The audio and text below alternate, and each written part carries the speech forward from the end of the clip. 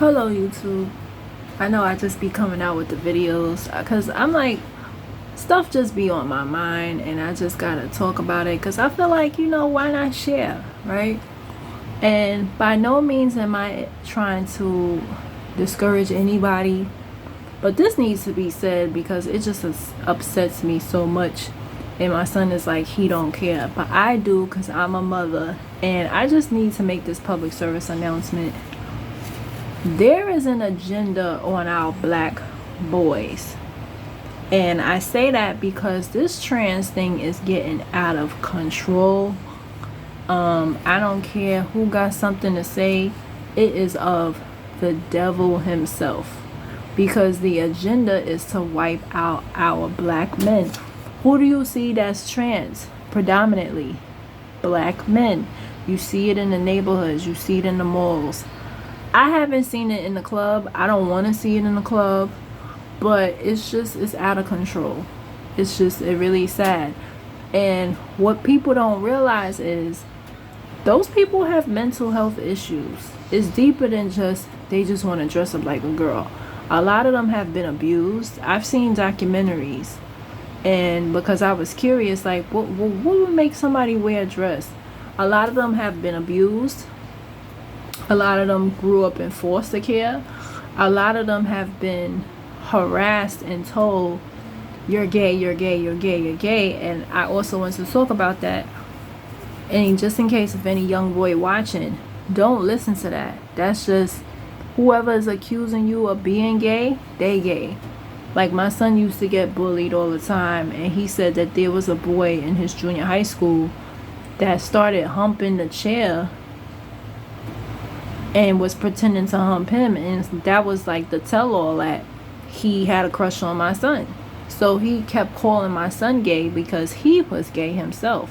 So all my young boys out there, don't let somebody covert you, and I work with kids and I see it all the time. You got a lot of straight boys that are very flirtatious, and they try to turn you out. That's the word. Don't let nobody turn you out, because it could be very confusing. The masculine mature, or so-called mature masculine, the masculine boy that gets all the girls, and he's flirty on the low with the gay boy, calling him gay in front of everybody, but then DMing him at night. That's very common right now. And so to the boy that's confused about his sexuality, don't let that convert you. Don't let that, and because it's everywhere. Because I couldn't understand it myself, but it's everywhere. If to be a young black boy in this generation, it's hard because it's like it's accepted. It's not even like looked down upon. And what brought this topic on today is I went to an event, a church event. It's a Saturday, and one of the members' children, this wasn't just a random person, was dressed like a girl.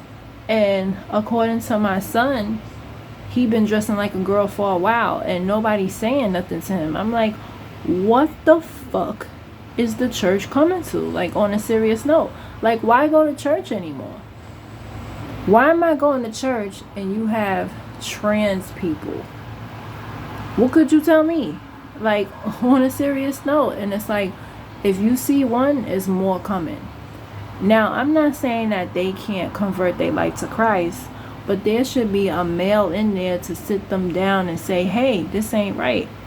And then on top of that, he had on a really short skirt, and you could tell he wants attention.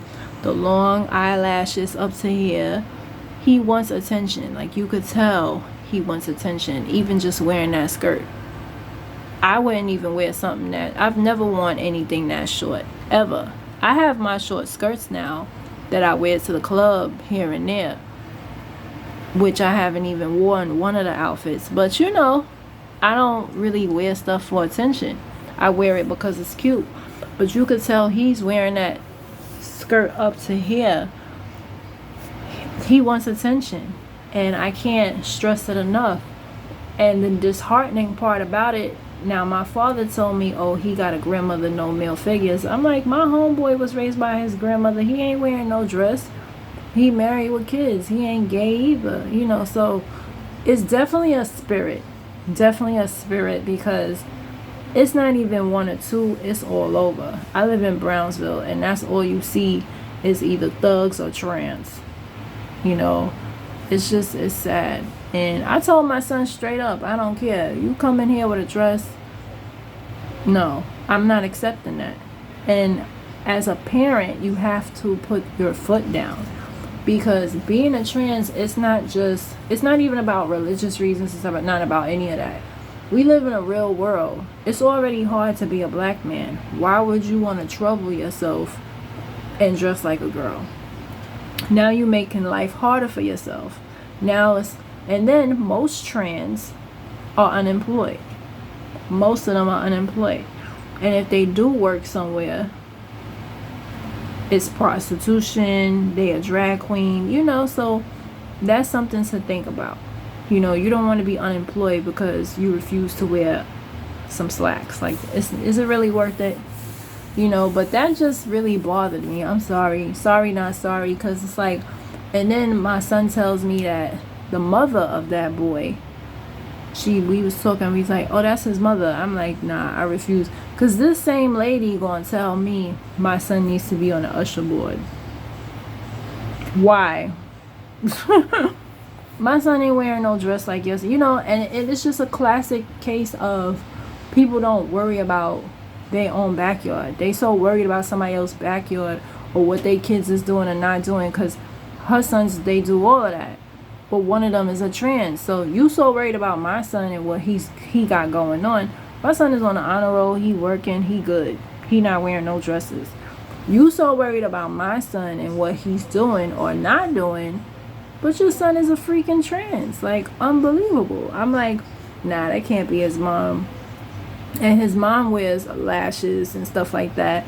And there's nothing wrong with it. But a lot of the trans, they want to be like their mom, sister. They're definitely emulating some female in their family that they either hate or look up to. Most of the time it's somebody that they hate, what I noticed, because most of them have been hurt. Let's keep it real. A lot of these trans, it's a cry for help. They need somebody to talk to.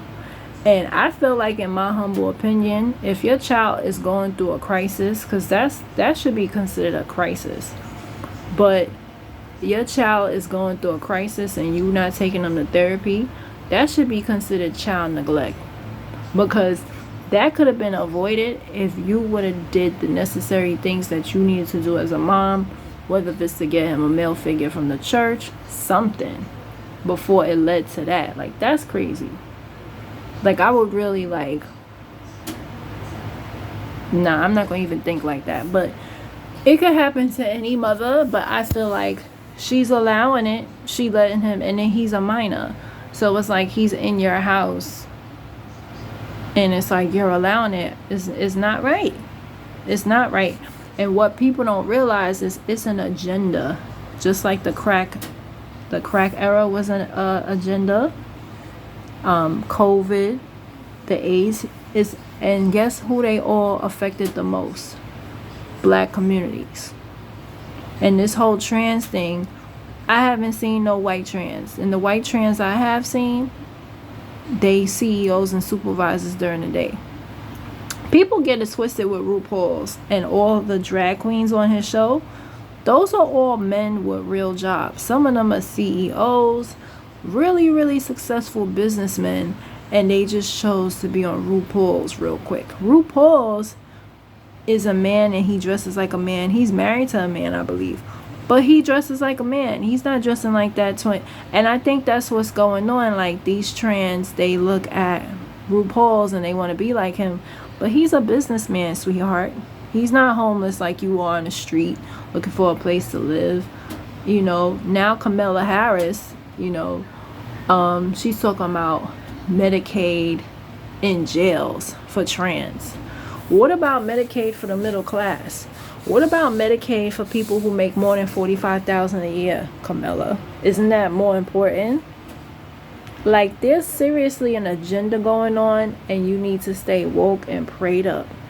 If it's not praying time, like, this is definitely scary, guys. Like, to walk into church and there's a trance. Like, I'm mortified. Like, I don't know what to say to that. Like, what is our society turning into? Like, on a serious note, I'm not even joking. Like, this is the most serious video that I've done. What is going on? Like, on a serious note, what is going on? And it's like nobody was saying anything to him. It was just like, and then my son told me, Mom, he's been dressing like that for a while. So nobody's talking to him. Nobody's spending time with him to say, hey, let's sit down and talk. What's bothering you? It's a cry for fucking help. And that's what it is. Like, nobody wants to sit down and talk to people. You know, it's just sad. It's like,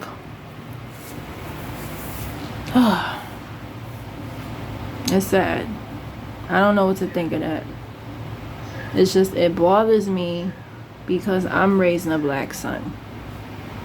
Okay, you know, this is what's the enemy is attacking our boys.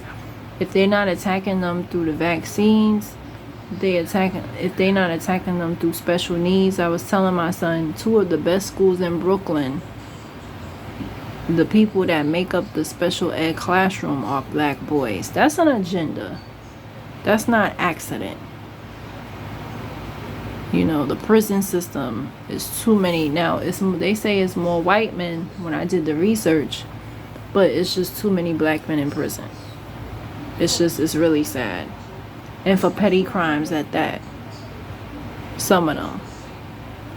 You got too many black boys that's undereducated. You know, they dropped out of high school, or they just don't know how to read. You know, don't have comprehension skills, can't hold a job. There's an agenda, and we need to keep our boys prayed up. We really do. Because the enemy has a plan, and we have to stand up against that. So I urge all my black mothers who have a son, let's pray for our black boys like we never have, because the devil is busy. He really is. And it's like, why does everything have to happen to us, you know, as a people? It's just sad. You know, if it's not mental health issues with black men, it's that they're battling with their sexuality. If they're not fighting the urge to have sex with another man, they can't compete academically. They can't compete financially. You got black men who, especially in this inflation, they can't support their families. So it's causing a lot of divorces. It's causing a lot of breakups. It is. Because as a single woman, I could go get assistance from the government, and I don't need my husband or boyfriend. And that's what causes the division. You know, it's just the devil is busy. Now I see what the old folk was talking about. We gotta stay prayed up, folks.